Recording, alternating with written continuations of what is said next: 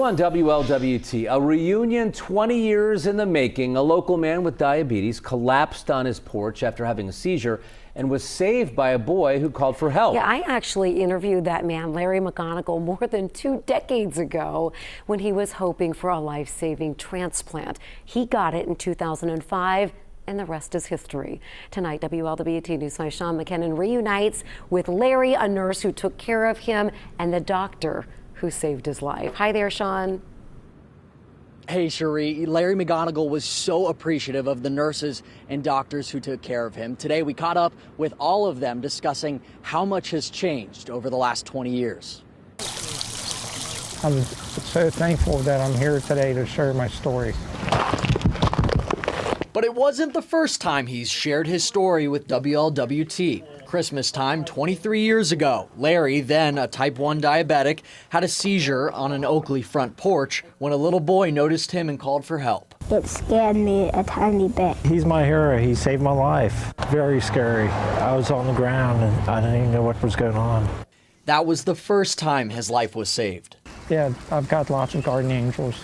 And 3 years later, a pancreas transplant. That operation happened at University Hospital 20 years ago to the day. Amit Tivar, if you look at that picture, I'm a much younger man back then, was his doctor. He's now the director of kidney and pancreas transplant program at Pittsburgh Medical Center and still hears from Larry often. Now, whether it's a 7-year-old kid who found him down or whether it's a transplant or even a transplant nurse from 20 years ago, he has the power and ability and effervescent view of life to actually bring these people back together. Today, he also reconnected with his favorite nurse, Aleda Sedlacek.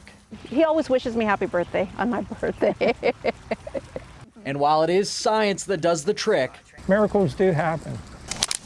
the outcome feels like magic. And the true gift there is not so much the transplant, it's the potential and the opportunity to have a relationship with some fantastic people. And Larry's one of those people.